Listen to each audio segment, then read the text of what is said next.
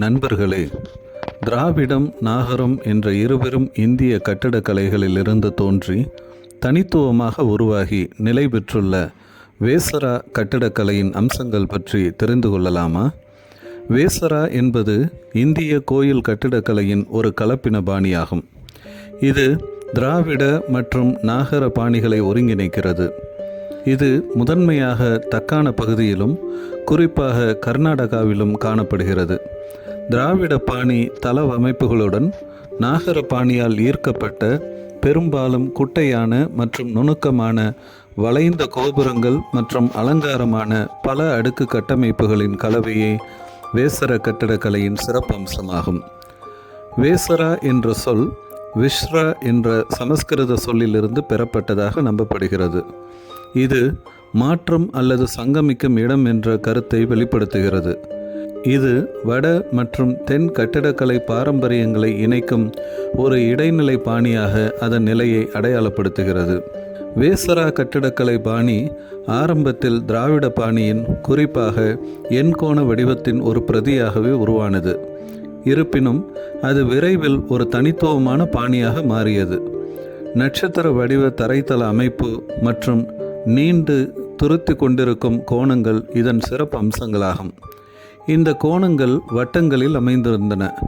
அவற்றின் மையங்கள் முறையே கருவறை மற்றும் மண்டபத்தின் நடுவில் அமைந்திருந்தன. இடைக்காலத்தின் முற்பகுதியில் தக்கான பகுதியில் குறிப்பாக கர்நாடகாவில் உருவான வேசரா கட்டடக்கலை பாணி பொ.கா.மு. 6 மற்றும் 8ஆம் நூற்றாண்டுகளுக்கு இடையில் பாதாமியின் சாளுக்கியர்களால் தொடங்கப்பட்டு ராஷ்டிரகூடர்கள், ஹொய்சாலர்கள் மற்றும் விஜயநகர பேரரசுகளின் கீழ் முதிர்ச்சி அடைந்தது.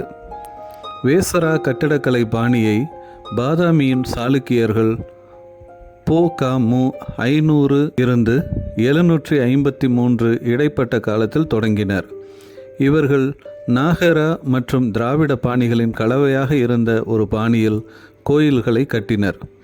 இது மான்யகேடத்தின் ராஷ்டிரகூடர்களால் பொ.கா.மு. 750 983 இடைப்பட்ட காலத்தில் எல்லோரா கல்யாணியின் சாளுக்கியர்களால் பொ.கா.மு. 983 1195 இடைப்பட்ட காலத்திலும் லக்குண்டி, டம்பல், கடக் போன்ற இடங்களில் மேலும் செம்மைப்படுத்தப்பட்டது. ஹொய்சாலர்கள் காலத்தில் இது உச்ச நிலையை அடைந்தது. பேலூர், ஹலபேடு மற்றும் சோமநாதபுரத்தில் உள்ள ஹொய்சாலர் கோயில்கள் வேசரா கட்டடக்கலை பாணிக்கு சிறந்த எடுத்துக்காட்டுகளாகும். மேற்கூறிய கோயில்களை தவிர குக்கானூரில் உள்ள கல்லேஸ்வரர் கோயில், குடூரில் உள்ள ராமலிங்கேஸ்வரர் கோயில், இட்டகியில் உள்ள மகாதேவர் கோயில், லக்குண்டியில் உள்ள காசி விஸ்வேஸ்வரர் கோயில், சாவடியில் உள்ள முழுமையாக நட்சத்திர வடிவத்தில் இருக்கும் பிரம்மதேவர் கோவில், சுடியில் உள்ள மல்லிகார்ஜுனா கோயிலும் வேசர கட்டடக்கலை பாணியைச் சேர்ந்தவை. வேசர கட்டடக்கலை பாணியின் அதன் தனித்துவமான அம்சங்கள் மூலம் புரிந்து கொள்ளலாம். இது முற்றிலும் நாகர அல்லது திராவிட மரபுகளிலிருந்து வேறுபட்ட ஒரு கலப்பின பாணியாக திகழ்கிறது. அதனை வரையறுக்கும் பண்புகளில் சில. இந்த கட்டடக்கலை பாணியின் தனித்துவமான அம்சங்கள் கோயில் சுவர்கள் மற்றும் தூண்களின் அலங்காரங்களாகும். சாளுக்கிய கோயில்கள் ஒரு தனித்துவமான உள்நாட்டு தன்மையை காட்டுகின்றன. சாளுக்கிய கட்டிடக் கலைஞர்கள் திராவிட அடுக்குகளை குட்டையாக்கி படிப்படியாக குறைத்து செழுமையான அலங்காரங்களுடன் கோயில் கோபுரங்களை மறுவரையறை செய்தனர். அதே சமயம் நாகர கோபுரங்களில் சாய்வான அடுக்குகளை விட செங்குத்து உயரத்திற்கு அதிக முக்கியத்துவம் கொடுத்து ஒரு தனித்துவமான கட்டடக்கலை மாற்றத்தை உருவாக்கினர். சாளுக்கிய கோயில்களில் மண்டபம் 2 வெவ்வேறு வகையான கூரைகளுடன் வடிவமைக்கப்பட்டுள்ளது. ஒரு வகை குவி மாடம் போன்ற கூரை, இது 4 தூண்களால் தாங்கப்படுகிறது. மற்றொன்று சதுர வடிவ கூரை, பொதுவாக விரிவான சிற்ப வேலைப்பாடுகள் மற்றும் புராண கதைகளின் சித்தரிப்புகளால் சிலுமைப்படுத்தப்பட்டுள்ளது.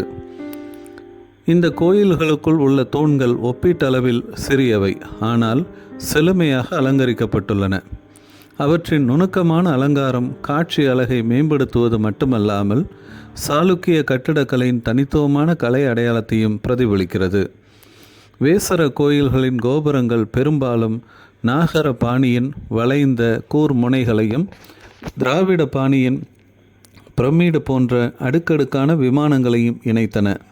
ஆரம்பத்தில் அவை தட்டையான அல்லது சற்றே சாய்வான கூரைகளை கொண்டிருந்தன.